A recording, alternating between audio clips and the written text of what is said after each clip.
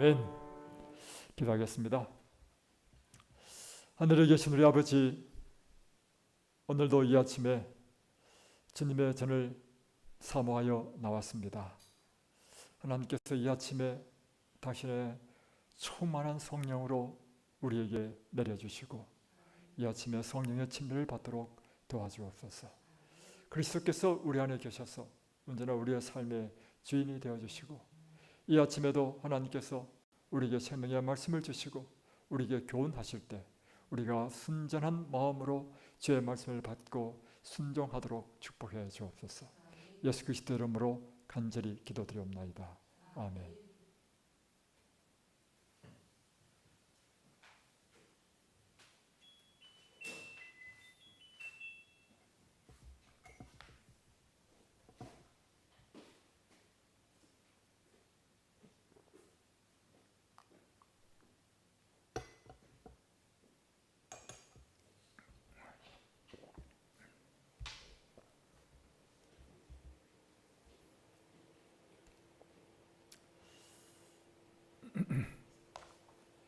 지난밤 잘 주무셨습니까?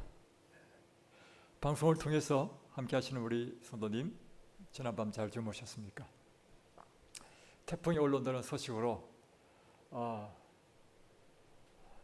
좀 두려워했다기보다도 염려를 했는데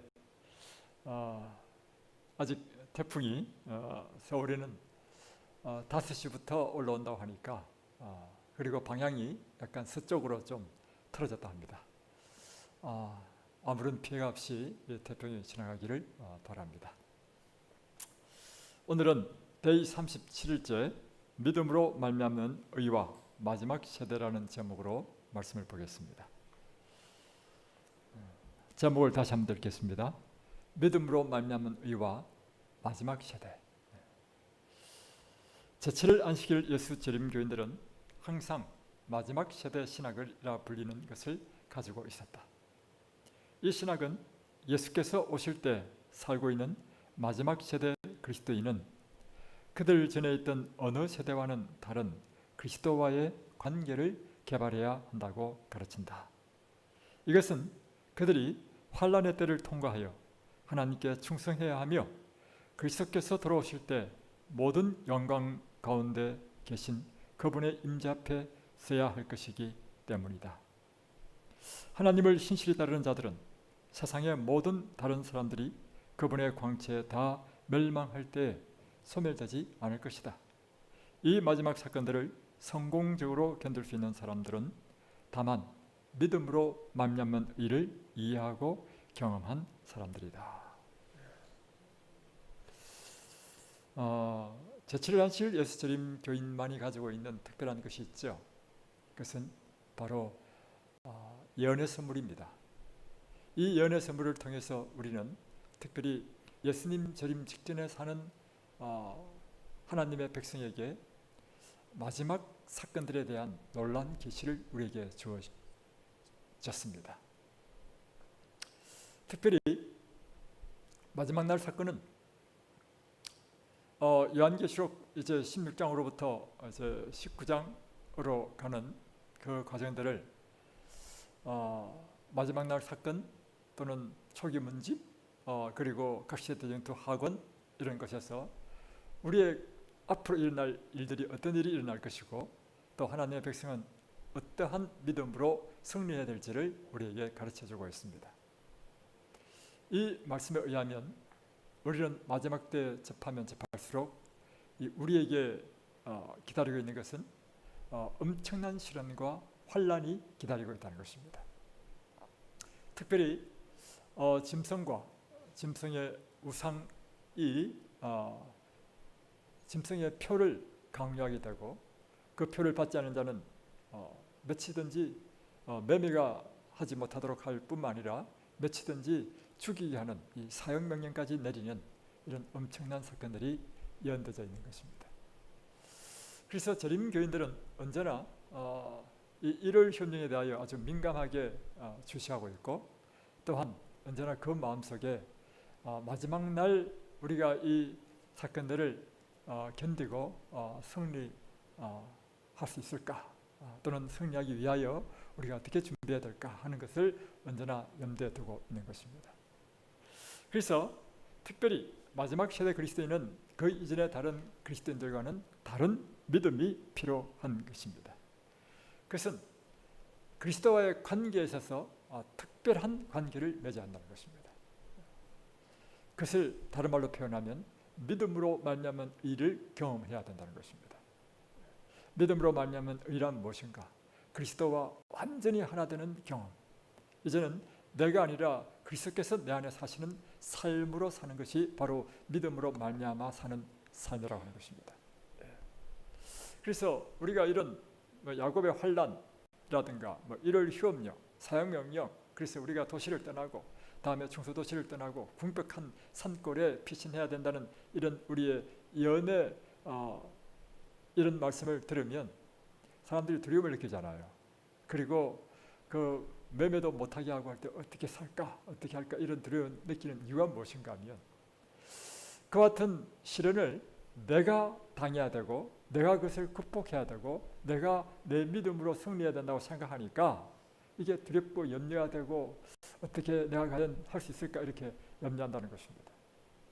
믿음으로 말미암은 의란 무엇인가 하면 우리의 모든 삶에 있어서 내가 하는 것이 아니고 그리스도께서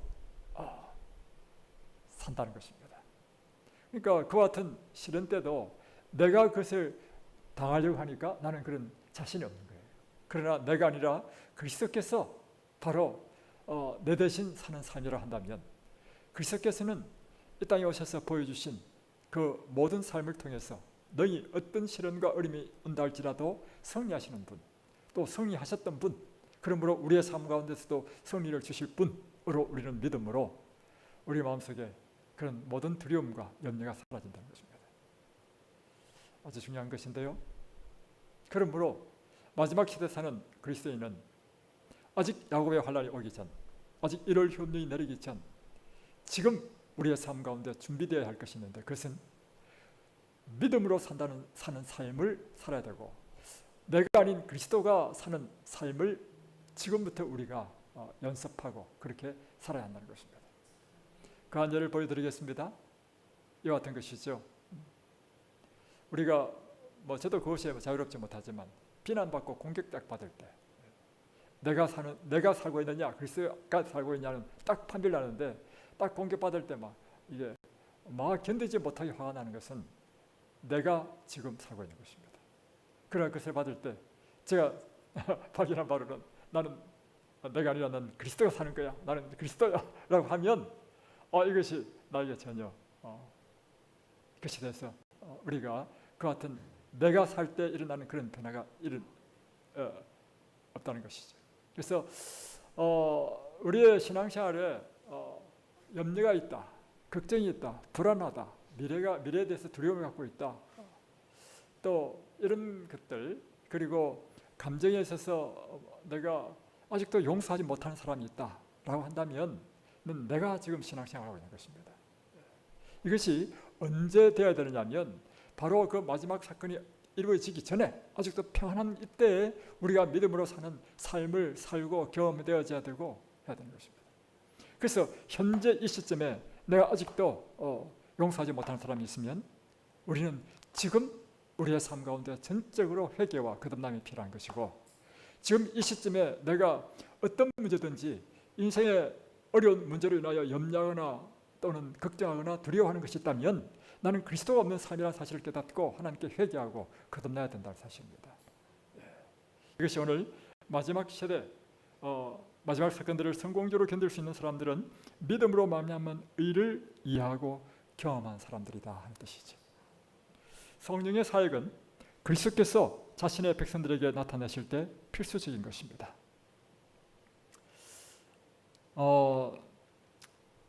그리스도께서는 성령의 침례를 통하여 그분의 자녀들 안에 거하시는 것입니다.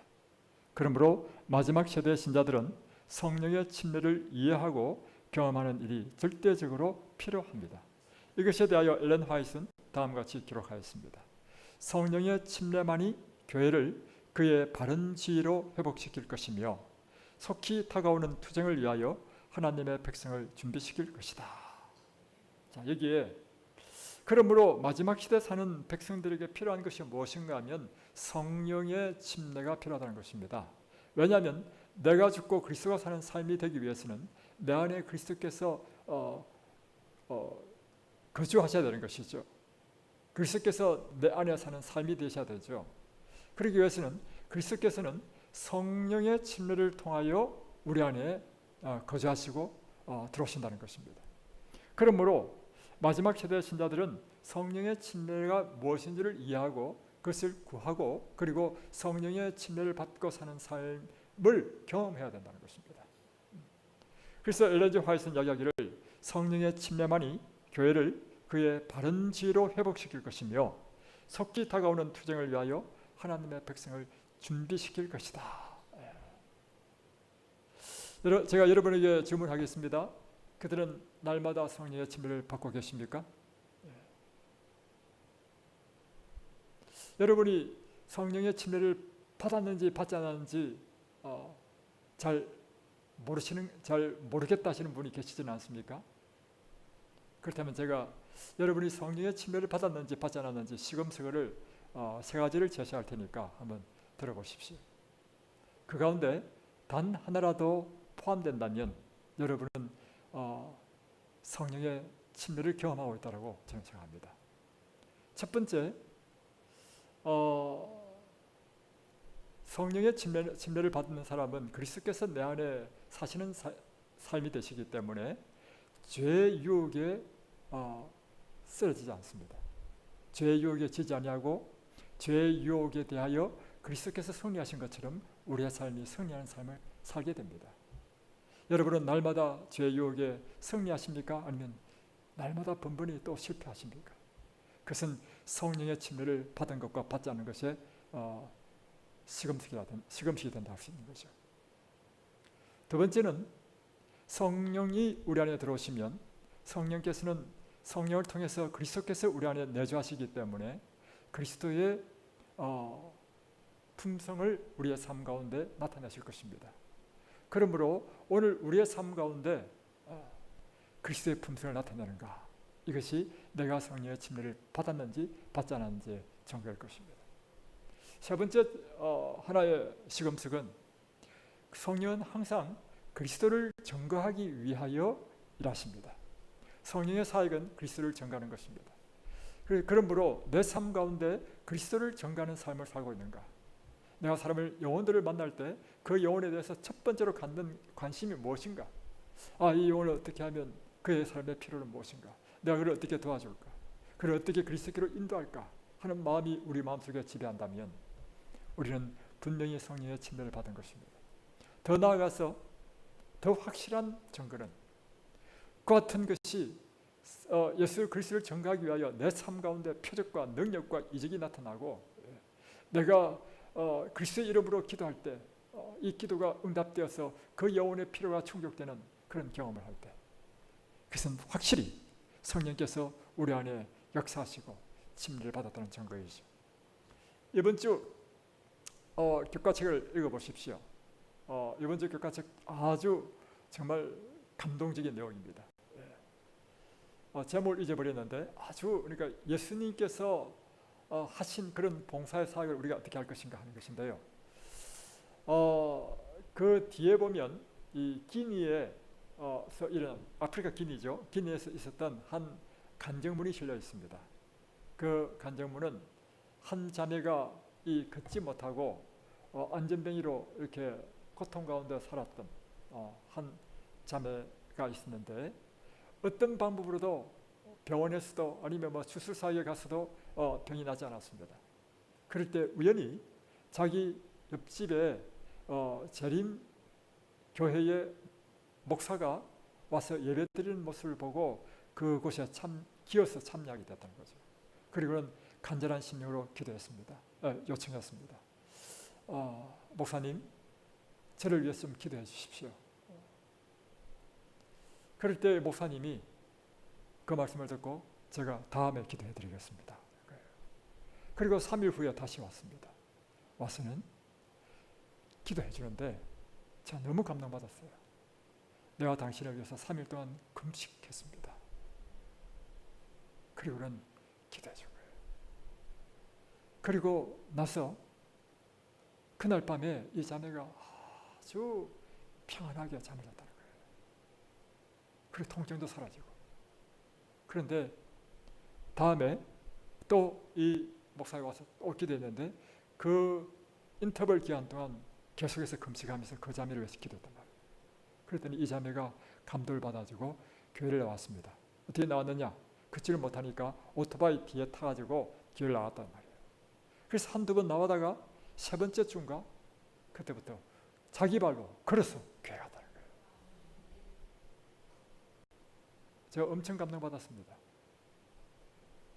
이것이 성령의 침례를 받은 확실한 증거라고 하는 것이죠.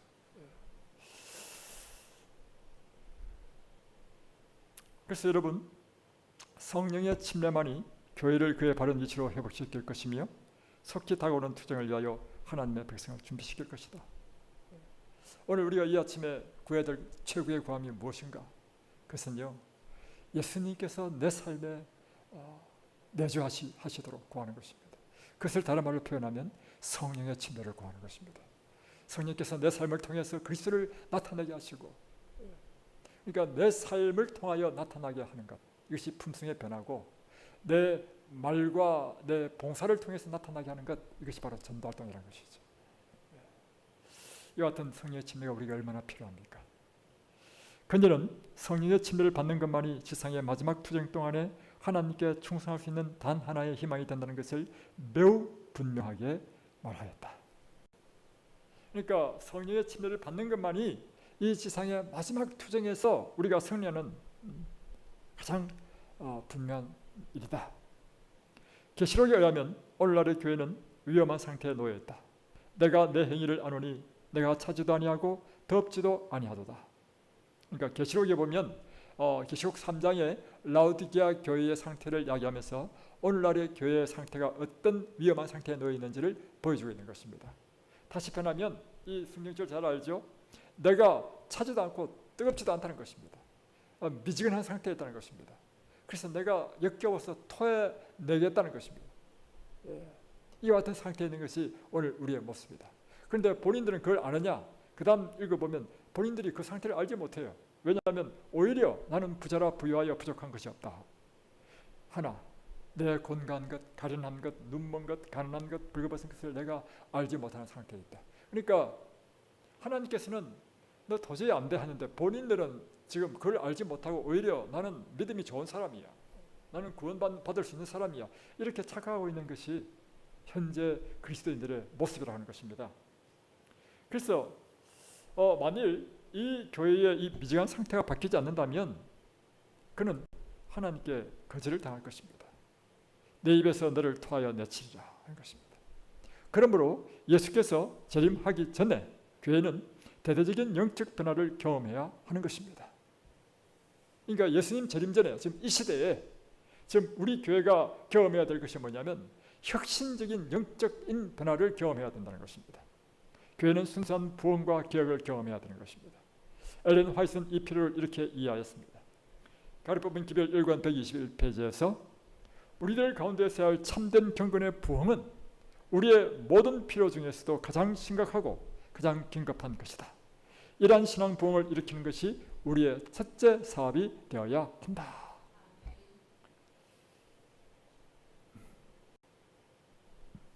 우리에게 필요한 것이 무엇이라고요? 참된 경건의 부흥, 다른 말로 표현하면 신앙의 부흥이 필요하다는 것입니다. 이것이 우리에게 가장 심각하고 가장 긴급한 것이다. 다시 말하면 우리 마음에 참된 신앙 부흥의 상태가 어떤 것인가? 그것을 한번 보여드리겠습니다. 그것이 이 책 제 몇 과냐면 제 제4과의 22페이지를 보십시오. 23페이지. 참된 경건의 부흥, 신앙의 부흥의 상태가 어떤 것인지를 가장 잘 나타내주고 있는 것이 무엇인가 하면 바로 성령의 침례를 받았던 오순절날의 그 초대교회의 모습이었습니다. 가운데 보면 날마다 마음을 같이하여 성전에 모이기를 힘쓰고 집에서 떡을 떼며 기쁨과 순전한 마음으로 음식을 먹고 하나님을 찬미하며 또 온 백성에게 칭송을 받으리. 주께서 구원받는 사람을 날마다 더하게 하시니라. 여기서 우리는 부흥이 일어났을 때 교회는 기쁨으로 가득했음을 본다. 그들은 서로 사랑하며 매일 함께 교제하기를 간절히 원했다. 그들은 생애에서 한 목적, 곧 다른 사람에게 예수님을 나누는 목적을 가졌다. 그 결과로 수천이 교회에 합류하였으며 매일 주께서 구원받는 사람을 날마다 더하게 하셨다. 이것이 신앙 참된 경건의 부흥이 일어난 모습입니다. 오늘 우리 교회에 이 시대에 우리에게 필요한 것이 바로 이런 참된 경건의 부흥인 것입니다. 그런데 이걸 읽어보니까 오늘 이 부흥과 완전히 반대되는 일을 하고 있습니다. 한번 물어보십시오. 날마다 마음을 같이하여 성전에 모이기를 힘쓰려 했는데 지금 국가에서 행정명령을 내려가지고 교회에 모이지 말라는 것입니다. 부흥과 반대되는 것이죠. 집에서 떡을 떼며 기쁨과 순전한 마음으로 음식을 먹으려 했는데 음식까지도 먹지 말라는 것입니다. 또 하나님을 찬미하며 온 백성의 칭송을 받으니 그런데 찬미조차도 하지 말라는 것입니다. 여러분, 그래서 우리가 이것을 따라야 되겠습니까? 아니면 하나님의 뜻을 따라야 되겠습니까? 이렇게 이야기하면 참 어려운 것이 있는데 뭐냐면 사람마다 생각이 다 다르고요. 또 정치적인 성향에 따라서 이 행정명령에 따라서 찬성하는 사람과 반대하는 사람이 쫙 갈려지기 때문에 이게 참 어렵습니다, 여러분. 그러나 우리는 정치적인 성향에 따라서 이거를 판단할 것이 아니라 하나님의 말씀이 무엇이냐에 따라서 하나님의 말씀에 순종해야 될 것이 아닙니까, 여러분? 그래서 여러분, 우리는 오늘 우리 시대에 지금 모든 것은 사탄이 지금 우리에게 부흥의 불길을 끄집어버리고 그래서 나오게 된 것이 뭐냐면 뜨뜻미진한 상태로 모든 백성을 잠재우게 하는 것입니다, 여러분.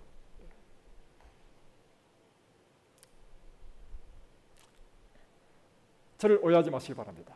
저는 오직 하나님의 말씀이 우리에게 가르치는 대로 말씀드렸을 뿐입니다. 오늘 우리에게 필요한 것은 바로 무엇인가 하면 참된 경건의 부흥이 필요한 것입니다. 우리가 어떻게 참된 경건의 부흥을 받을 것인가? 저는 새벽마다 새벽을 깨우고 말씀을 연구하고 기도하는 사람에게 어떻게 미지근한 상태로 남아있을 수 있겠습니까? 말씀을 연구하고 기도하는 사람에게는 절대로 신앙적인 영적인 이 결함이 침체가 있을 수 없다는 것입니다. 그래서 여러분, 바로 이런 어려운 때 우리가 새벽 기도를 시작하고 여러분, 새벽 기도하는 것이 제 개인적으로는요 쉬운 일이 아닙니다. 왜 쉬운 일이 아니냐? 이 새벽 기도의 말씀을 위해서 저는 여러분보다 더 일찍 일어나야 되고요. 또 제 개인적으로는 이 새벽 기도의 이 말씀을 전하는 것보다 제가 개인적으로 성경을 연구하는 것이 저는 더 저에게는 기쁨 충만하고 더 영적으로 저는 더 충만한 시간을 가질 수 있거든요. 그럼에도 불구하고 이 새벽을 깨우고 하는 것은 우리 성도들과 함께 연합하고 함께 신앙의 부흥을 꿈꾸기 때문에 하는 것입니다. 그래서 여러분, 이 새벽에 여러분의 입장과 처지가 어떤지는 모르지만 여러분, 이것에 함께 참여하십시다. 나와 함께하지 않은 자는 나를 해치는 자라 했습니다, 예수님께서. 그래서 우리가 함께 이렇게 아멘으로 표시하는 이유는 뭐냐면 나도 이 신앙의 부흥운동에 함께 참여한다는 뜻인 것입니다. 이럴 때 우리가 정말 아름다운 것이 아니겠습니까? 이럴 때 이 교회 하나님께서 성령의 부흥을 주시는 것이 아니겠습니까? 이번에 태풍이 왔을 때요, 제가 수년 전에 일어났던, 꽤 오래됐지, 한 10년 전인지 모르겠습니다. 제가 기억하는 가장 큰 태풍은 옛날에 사라 태풍, 그건 제 기억이 없고요, 너무 오래돼가지고 콘파스라고 하는 태풍이었습니다. 이 콘파스라는 태풍이 일어났을 때요, 아주 엄청난 일이 났는데 모든 아파트의 싱글이 다 떨어져가지고 온 공중에 싱글이 날아다녔습니다. 저는 그때 수지에 있었기 때문에 하여튼 수지 아파트는 그랬어요. 그래가지고 방충망을 쳐가지고 방충망이 다 찢어지고, 산에 제가 등산을 가보니까 산에 그 아파트에서 떨어진 싱글이 산에 다 떨어져 있더라고요. 그런데 놀라운 사실은 아름드리 큰 나무가요 뿌리채 뽑혀 있는 거예요. 다시 말하면 믿음의 그장이라고 하는 사람들조차도 큰 실을 이렇게 이 뿌리채 뽑힐 수 있겠구나 그걸 봤다는 것입니다. 그런데 놀라운 모습을 보았는데, 비록 그 모습은 그렇게 아름드리 크지도 않고 뭐 호리호리한 나무들이 할지라도요, 함께 군집으로 있는 그 소나무들은요 뿌리채 뽑히지 않았어. 그래서 얼마나 놀라운 영적인 교훈을 배웠는지. 여러분, 우리가 함께 연합한다는 것은 굉장히 위대한 일입니다. 함께 연합할 때 서로의 뿌리가 서로를 붙잡아주고 있는 것이죠. 그래서 어떤 시련과 어려움이 있다 할지라도 그들은 쓰러지지 않았다는 것입니다.